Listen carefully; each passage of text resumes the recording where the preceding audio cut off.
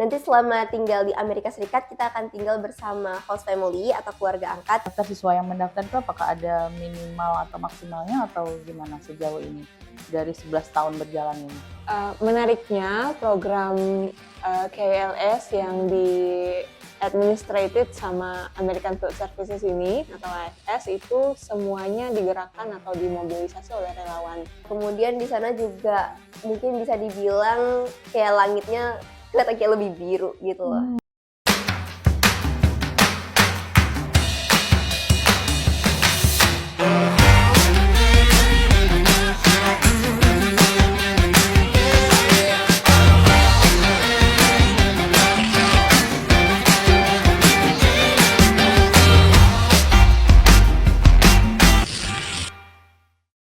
Assalamualaikum warahmatullahi wabarakatuh. Halo sahabat Insight, kembali lagi bersama saya Dina Priyatini Wardoyo di Insight Talk kita kali ini. Sahabat Insight, pembahasan kita di pertengahan Agustus 2024 di kali ini terkait dengan program beasiswa untuk siswa SMA Indonesia oleh Departemen Luar Negeri Amerika Serikat. Dan kali ini dua narasumber langsung sudah bersama kita di studio Insight Pontianak kali ini bersama, saya sapa dulu yang pertama yaitu Kak Mary Dintia Arini, Koordinator Bina Antar Budaya Pontianak. Oke. Koordinator Public Relation, PR. Oke, Koordinator Public Relation. Oke. Dan yang kedua narasumber kita yaitu Nidia Verly, siswi dari SMA Gembala Baik Pontianak. Nidia Verly ini juga peserta dari apa nih nyebutnya nih KLS 2023-2024 ya. Ya. Mungkin saya ke Kak Mary dulu selaku koordinator PR-nya Bina Antar Budaya Pontianak ya, Kak Mary. Mungkin bisa dijelaskan nih Kak Mary, KLS program ini apa kepanjangannya, dan sahabat Insight ini pasti pengen tahu nih nanti teknis dan sebagainya bisa dijelaskan oleh si Nidia ya. Nah Kak Mary, apa itu KLS, program apa itu gitu?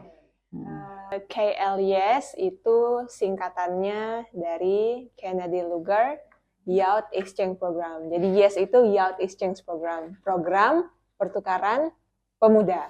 Nah, singkatnya KLYS itu adalah program beasiswa penuh tadi yang sudah disebutkan oleh itu pemerintah Amerika Serikat. Tujuannya spesifik kepada negara-negara Muslim, mayoritas Muslim termasuklah di Indonesia, untuk menjembatani perbedaan-perbedaan kepada masyarakat Amerika. Nah, salah satunya ada di Indonesia, itu yang menaunginya adalah Bina Antar Budaya. Nah, termasuk di Pontianak ada Bina Antar Budaya chapter Pontianak. Oke, Kak Mary, ini udah berjalan sejak kapan nih kalau untuk di Kalimantan Barat sendiri? Bina Antar Budaya chapter Pontianak itu berdiri sejak tahun 2013. Jadi 2024 sudah 11 tahun jalan. Oke, berarti udah lumayan lama ya. Kalau untuk program-program. Nah, dijelaskan sedikit dong Kak Mary, program ini nih bagaimana dengan anak-anak SMA atau gimana untuk teknisnya mungkin? Secara spesifik itu untuk program KLYS itu adalah untuk siswa SMA, khususnya kelas 11 dan kelas 10 yang bisa mendaftar. Dulu waktu awal-awal buka hanya kelas 10. Nah, jadi once a lifetime experience lah ya. Jadi kalau sekarang sudah bisa kelas 10 dan kelas 11 mendaftar. Nah, jadi khusus anak SMA kelas 10 dan kelas 11, nanti proses seleksinya sekitar 1 tahun. Ada seleksi tingkat chapter, makanya ada chapter, kemudian ada seleksi tingkat nasional. Nah, nanti kelas 12 berangkat pertukaran pelajar selama 1 tahun di Amerika untuk program KLYS. Ada program yang lain juga, ada program AFS dan KKHC. Nah, nanti mungkin di penjabaran berikutnya ya, karena ini khusus KLYS ya. Nah, Jadi salah satu yang dikelola oleh Bina Antar Budaya itu KLIS program ini pertukaran pelajar SMA 1 tahun beasiswa penuh oleh pemerintah Amerika untuk negara-negara dengan mayoritas Muslim untuk menjembatani perbedaan kepada masyarakat Amerika. Nah, Ini menarik ya. sudah 11 tahun berjalan. Oke, Salah dan- satu alumninya nih dia. Iya, baik. Nanti kita ke Nidia ya, belum ya. Nih ini menarik sekali Kak Mary karena kan ternyata pelajar SMA kelas 3 ya, kelas berapa tadi? 12 ya. Berangkatnya programnya kelas 12 di sana. Jadi yang harus berangkat itu nantinya di anak kelas 3 ini ya, kelas 12 itu ya. Tapi seleksinya dari kelas 10 itu. Oke, untuk apa namanya yang mengikutinya ini banyak sekali atau gimana tuh Kak Mary ternyata? Dari 14 kabupaten kota dulu deh. Apakah semuanya sudah mengetahui program ini atau hanya Kota Pontianak yang paling banyak mengikuti? Secara statistik paling banyak memang masih di Kota Pontianak, tapi alumni-alumni juga ada dari luar Kota Pontianak. Ada alumni kita dari Ngabang, ada dari Ketapang, ada dari mana lagi ya. Tapi memang kalau dibilang semuanya itu masih belum merata. Per tahun kita seleksi rata-rata di 200 siswa. Nah, kalau dijumlahkan dengan jumlah siswa kelas 10, 11 yang ada masih sedikit sekali ya. Nah, jadi kita juga sangat terbantu nih dengan publikasi media seperti ini supaya lebih banyak lagi. Adakah minimal anggota apa yang mendaftar siswa yang mendaftar itu apakah ada minimal atau maksimalnya atau gimana sejauh ini dari 11 tahun berjalan ini? Kalau minimal maksimal nggak ada, tapi memang ada tahapan seleksinya sih. Nah, dan ada kuotanya juga. Nanti yang finalis itu setiap tahunnya ada kuota berapa beasiswanya. Seperti tahunmu ada berapa? Kemarin kalau nggak salah 56 untuk tahun ini. Ya, 56 yang tahun 2023 2024 Iya. ini ya. Oke, sekarang Kak Mary kita ke ini dulu ya, ke Nidia ya. Nidia ini kelas 12 tapi 1 tahun ini berarti mulainya 2023 ya? Iya, Nidia dari ya. 2023 kelas 12 ya.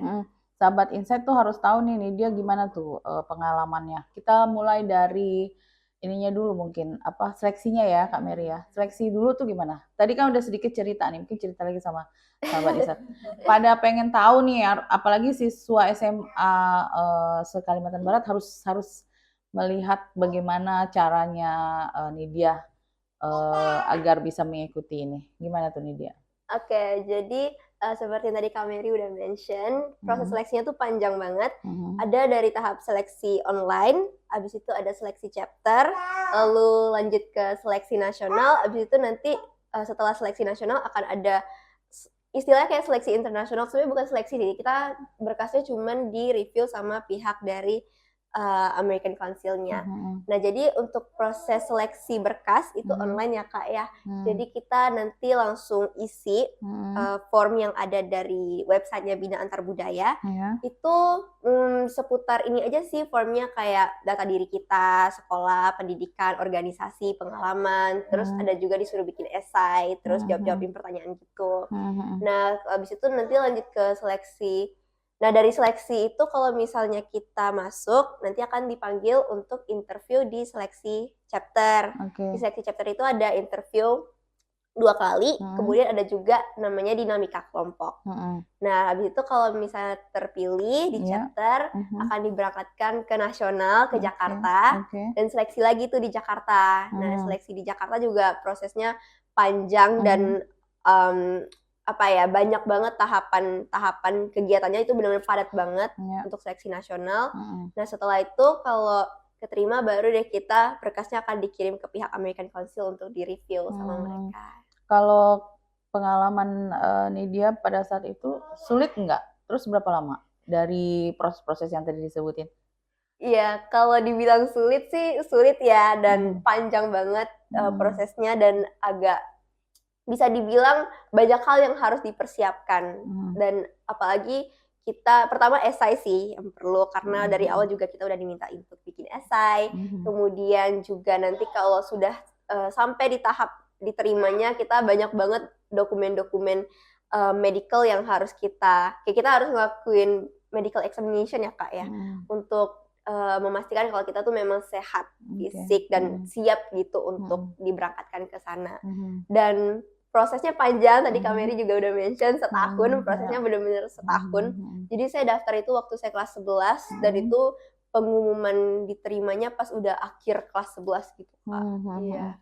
Berarti mulai ke Amerikanya bulan apa? Tahun 2023 itu? Kemarin itu berangkatnya bulan Agustus. Iya, Agustus Oke. Berarti 2023. pas 1 tahun yang lalu ya? Iya. Oke, Nidia jelasin juga dong dari 1 tahun mengikuti kegiatan itu tuh. Tapi pengen tanya dulu nih, itu apa sih reaksinya kayak mana tuh ketika terpilih gitu kan? Pasti tahu se-Indonesia ya Kak Mary, kemudian di Pontianak, Kalimantan Barat juga pasti banyak yang mendaftar, terutama se-Indonesia lah. Itu gimana tuh? Masuk dan terpilih itu rasanya gimana Nidia? Rasanya kaget banget sih Kak, kayak pas terpilih karena saya dari dulu kayak selalu punya keinginan untuk berangkat, kayak bukan berangkat sih, untuk bisa belajar di Amerika Serikat. Bener-bener dari dulu pengen banget belajar di Amerika Serikat. Cuman kayak dulu kan mikirnya, masa sih orang kayak saya bisa berangkat ke Amerika, kayak saya dari kota kecil, terus juga kayak dari keluarga menengah ke bawah, masa sih bisa berangkat ke Amerika Serikat. Dan saya juga pas daftar ini tuh benar-benar banyak-banyak berdoa, benar-benar kayak aduh bisa nggak ya, karena proses seleksinya ketat kan. Dan pas itu juga karena bertahap ya Kak, jadi tuh banyak dapet surat yang kayak bilang selamat Anda lolos ke tahap selanjutnya, dan itu pas udah benar-benar di tahap akhir dan udah dinyatakan lolos menjadi finalis, itu benar-benar rasanya bersyukur, campur aduk sih Kak, kayak benar-benar akhirnya perjuangan selama ini terbayarkan gitu sih Kak. Oke. Nidia sambil cerita tadi tuh kita juga bisa ngebayangin ya Kak Mary gimana senengnya, apalagi ini kesempatan yang nggak semua orang dapetin ya Kak Mary ya. Nah, lanjut di 1 tahun itu, Nidia ngapain aja di sana? Jadi sahabat Insight mungkin perlu tahu bahwa program ini dilakukan untuk SMA ya Nidia ya. Dan di sana juga itu ternyata juga sekolah yang sama, sekolah dengan melakukan aktivitas tetapi di Amerika gitu kan. Nah, itu apa aja tuh yang dilakukan Nidia selama di sana? Oke, jadi kita sebagai finalis kalau misalnya nanti udah berangkat ke Amerika Serikat, nanti tiap peserta tuh akan ditempatkan di negara bagian yang berbeda-beda. Kalau kemarin saya ditempatkannya di Minnesota. Nah, nanti selama tinggal di Amerika Serikat kita akan tinggal bersama host family atau keluarga angkat yang memang sudah disediakan dari program KLIS ini juga. Jadi kita akan tinggal bersama keluarga, dan itu juga kehidupan di sana bisa dibilang kita jadi part of their family gitu. Jadi memang sehari-hari kebutuhan bersama mereka, tinggal di rumah mereka. Dan kemudian kita juga akan ditempatkan di satu sekolah. Kemarin saya ditempatkannya itu di sekolah di kota Winona, di Hope Lutheran High School namanya. Jadi kita di sana memang sekolah seperti biasa aja, kita jadi murid seperti biasa, kita berbaur dengan teman-teman di sana. Kemudian kita juga berkesempatan untuk ikut lomba-lomba yang memang ada di sana yang dari sekolah gitu. Lalu ikut kegiatan-kegiatan sekolah, contohnya kayak prom atau school dance. Kemudian juga kita juga bisa kok ikut organisasi di sana, ada OSIS di sekolah kita juga bisa ikut. Kemudian kita juga bisa volunteering di sana. Jadi memang berbaur banget sih Kak dengan komunitas-komunitas sekitar gitu. Seru ya. Ya. Mungkin saya ke Kak Mary dulu nih, nanti kita lanjut lagi ya Nidia ceritanya ya. Nah, yang tadi disebutin nama Nidia nih, Kak Mary kan ada beberapa kegiatan yang dilakukan di sana, itu salah satunya dengan keluarga angkat itu tadi ya. Itu apakah memang sudah menjadi programnya dari ini, atau mereka cari sendiri, atau gimana tuh? Segala sesuatunya termasuk sekolahnya itu emang udah disiapkan gitu ya, termasuk orang tua angkat itu. Menariknya program KLS yang administrated sama American Field Services ini atau AFS itu semuanya digerakkan atau dimobilisasi oleh relawan. Jadi termasuk saya pengurus di tingkat chapter, kemudian ada host family itu juga relawan, host school atau sekolah yang menerima di sana juga sekolah relawan di sana. Jadi semuanya dengan kesukarelawanan itu mengelola program ini menjadi ada gitu. Nah, jadi memang prosesnya ketika Nidia diterima, begitu juga di sana di chapter apa, kamu chapter apa di sana? Di sana saya dapat placement organisasinya ACES ya. Di chapter di sana juga sudah mulai seleksi tuh dari sebelum kedatangan, seleksi menyiapkan sekolahnya, kemudian menyiapkan keluarga angkat yang menerima gitu. Jadi begitu juga kita di sini, ketika ada siswa pertukaran dari sana ke sini juga kita yang kami lakukan di tingkat chapter juga mencarikan sekolah, host school dan keluarga angkat yang bersedia untuk menerima siswa-siswi yang pertukaran pelajar itu kayak gitu. Sekarang Nidia sebagai orang Pontianak yang mendapatkan beasiswa bisa ke Amerika, kebayangkan gimana senangnya, tapi makannya terus kehidupan sehari-harinya tuh gimana tuh Nidia? Mungkin sahabat Isa kan pada pengen tahu tuh orang Pontianak ke Amerika gimana? Sekolahnya dulu apa, mungkin dari sehari-hari yang tadi udah Nidia sampaikan itu mungkin melakukan hal yang biasa, tapi kan Amerika dengan Pontianak beda ya kan? Hari-hari artinya apa yang Nidia lakukan di sana itu apa sih yang bisa Nidia sampaikan gitu sehingga kawan-kawan yang lain, teman-teman SMA nanti ya, adik-adik kelas kan dari kelas 1 sampai kelas 3 ya. Itu apakah apa yang harus mereka bisa lakukan seperti Nadia gitu sepanjang 1 tahun di Amerika? Oke, mungkin dari yang pertama dulu ya, dari saya sebagai orang Pontianak ke sana tuh gimana. Nah, kalau menurut saya banyak banget perbedaannya. Mungkin tiap tempat akan beda-beda ya, tapi kalau saya tuh kemarin ditempatkannya memang di kota kecil yang dekat dengan area peternakan gitu. Bahkan saya juga tinggalnya di peternakan karena keluarga saya tuh farmer. Nah, di sana tuh kayak lebih sepi sih ya Kak, lebih sepi gitu, dan saya jarang banget, kayaknya hampir nggak pernah ketemu motor karena di sana pada pakai mobil gitu kan.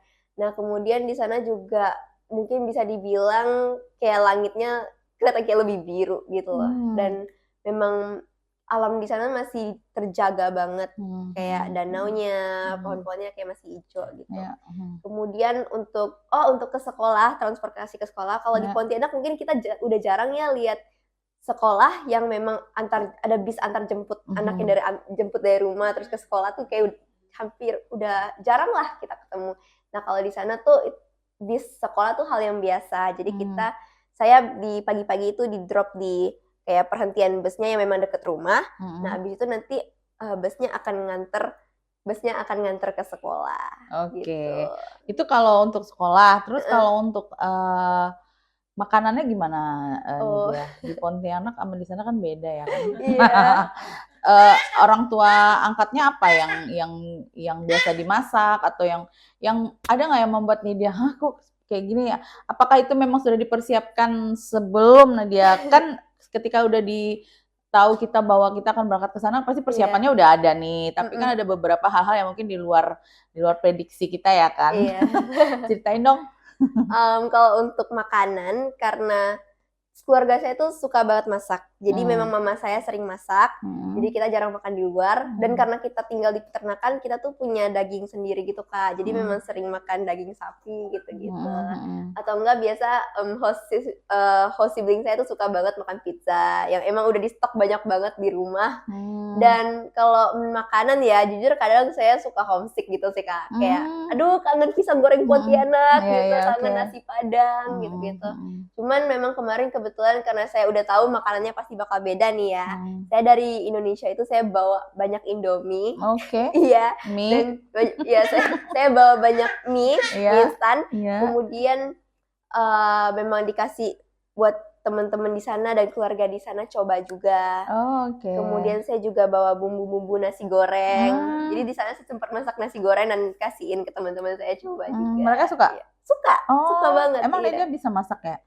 Kalau yang simple-simple gitu bisa, Kak. Diajarin mama juga kan. Iya. Tapi dibawain ada beberapa kayak makanan atau apa buat di sana selain mie sama bumbu tadi apa? Oh, saya juga ada bawa snack-snack khas Pontianak gitu. Oh, ya? Kayak kerupuk-kerupuk khas Pontianak gitu saya bawa. Di sana ada kerupuk emang? Nggak ada?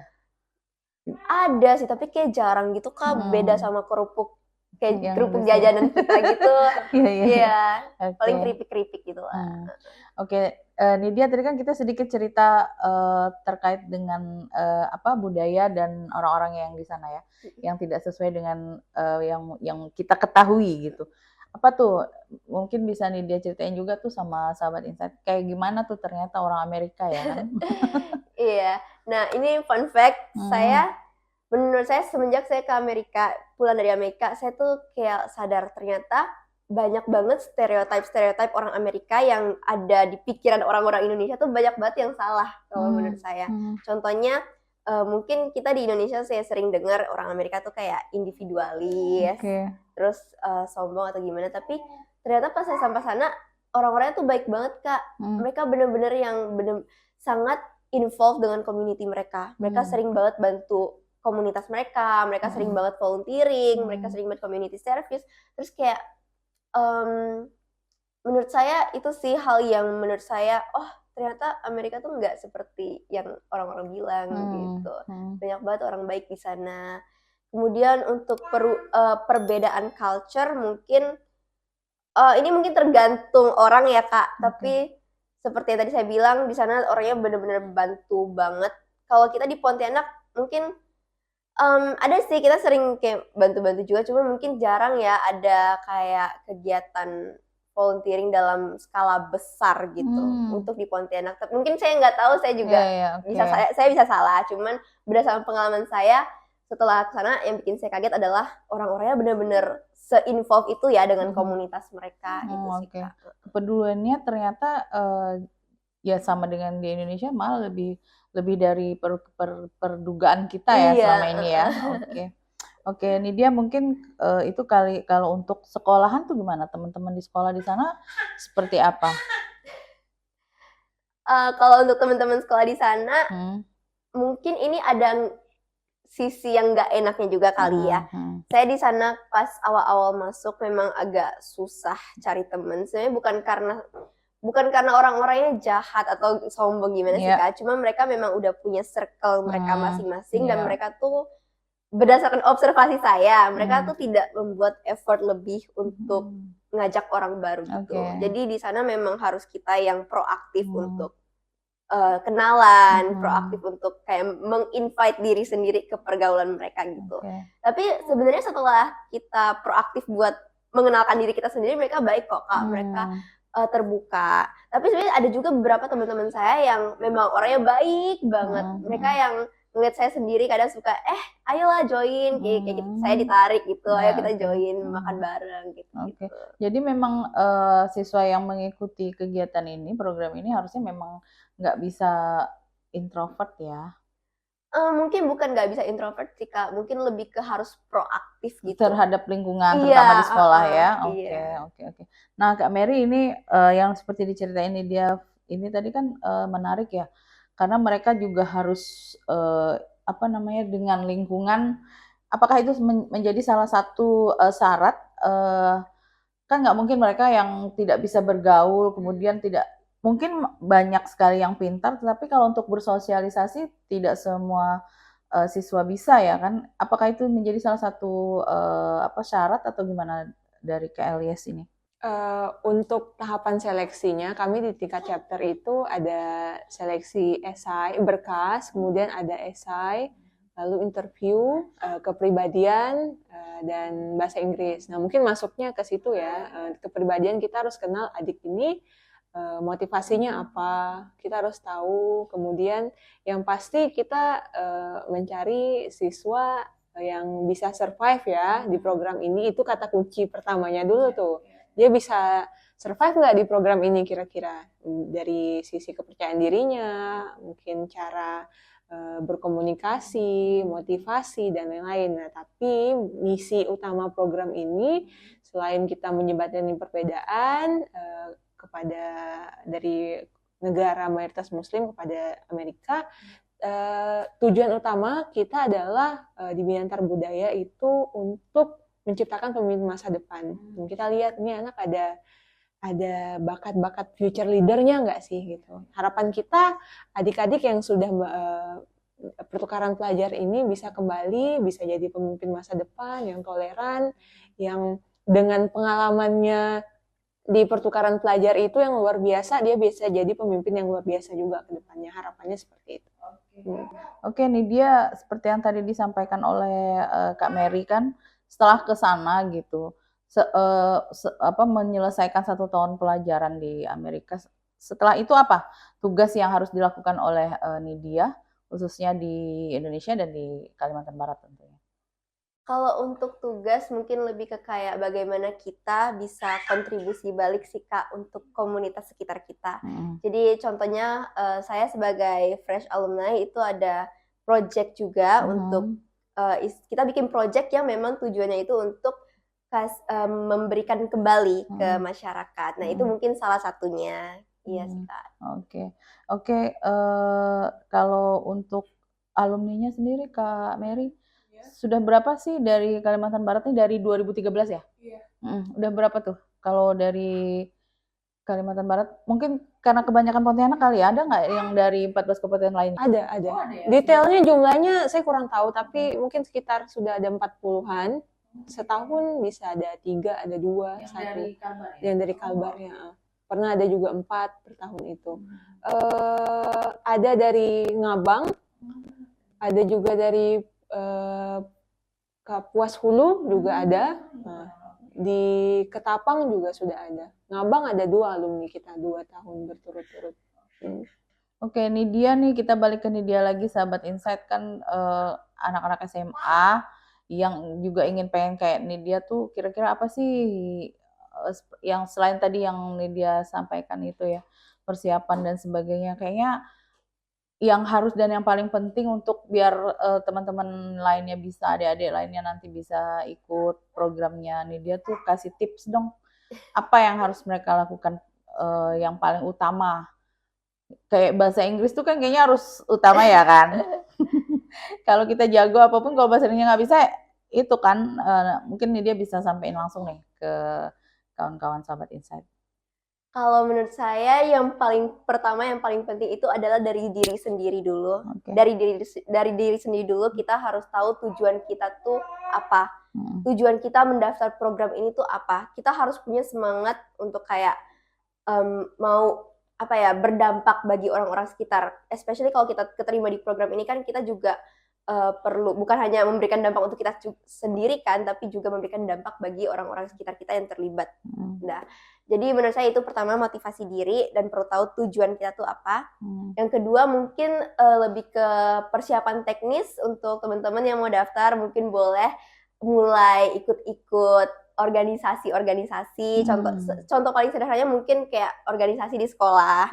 Tapi mungkin bisa juga ikut organisasi di luar, karena dulu saya sebelum daftar juga banyak ikut organisasi di luar. Dan menurut saya dengan ikut organisasi di luar tuh banyak banget membuka pandangan-pandangan kita. Kayak kita ketemu orang-orang baru, kita ketemu orang-orang yang kayak di luar lingkungan kita keluar dari zona nyaman kita.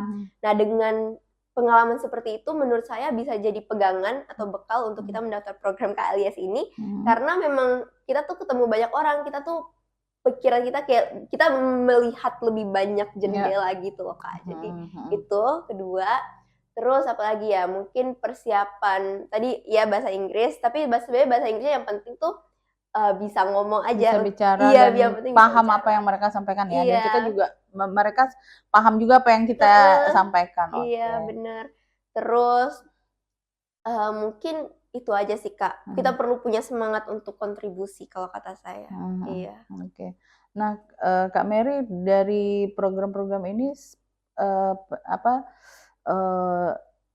adakah dengan pemerintah tuh gimana Kak? Apakah mereka mendukung dan sebagainya, atau adakah support dari pemerintah Indonesia sendiri terhadap program ini? Terutama kan untuk anak-anak sekolah ini kan Itu gimana tuh? Untuk Bina Antar Budaya itu sendiri sebenarnya kita non-governmental, jadi kita tidak berafiliasi dengan pemerintah Indonesia ataupun politik, tapi memang karena kita berhubungan dengan sekolah, pastinya kita juga harus bermitra dengan sekolah.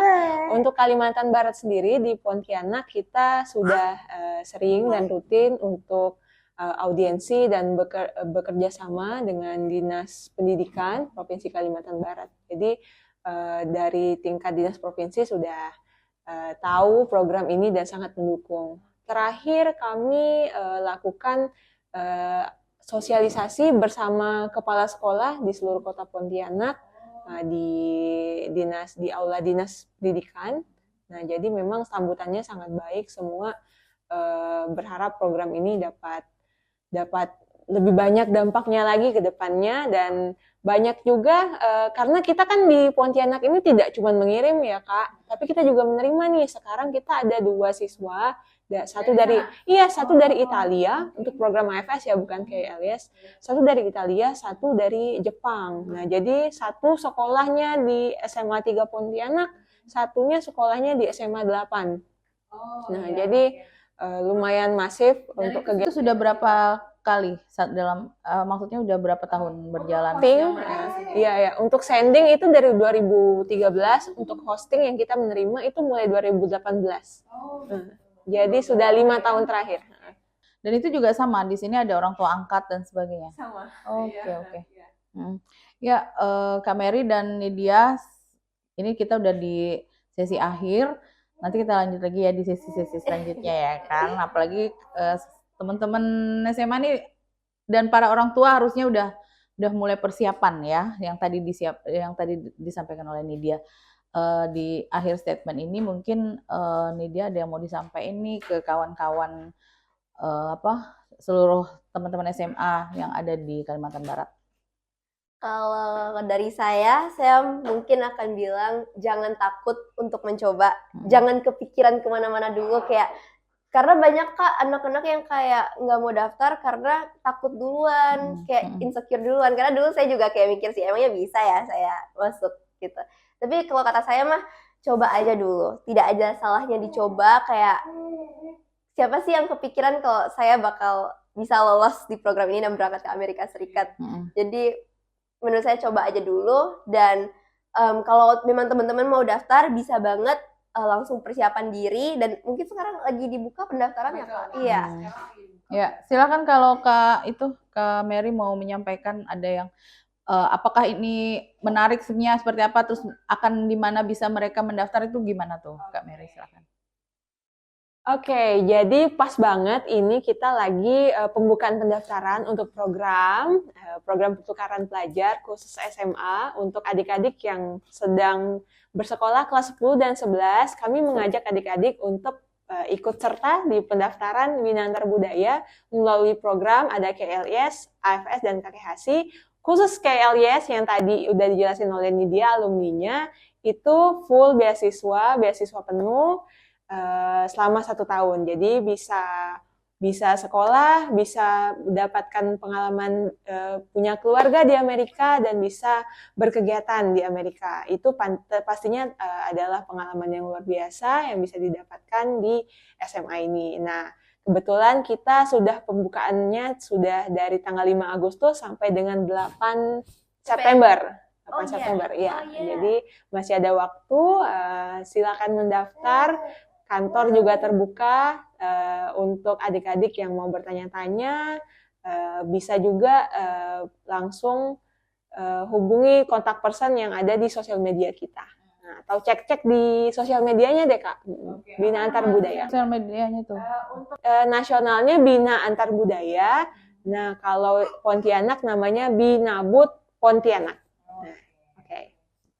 Oke, sahabat Insight, itu tadi apa sih pengalaman yang sangat menarik dari Nidia terhadap program beasiswa ini, dan juga sudah dijelaskan oleh Kak Mary. Penjelasan selanjutnya mungkin bisa langsung yang tadi Kak Mary sebutin ya Kak, kalau pengen tahu dan sebagainya bisa langsung melihat media sosial yang tadi sudah disebutkan oleh Kak Mary. Terima kasih sekali Kak Mary, Nidia. Nanti kita bertemu lagi di lain kesempatan. Terima kasih sahabat Insight. Wassalamualaikum warahmatullahi wabarakatuh.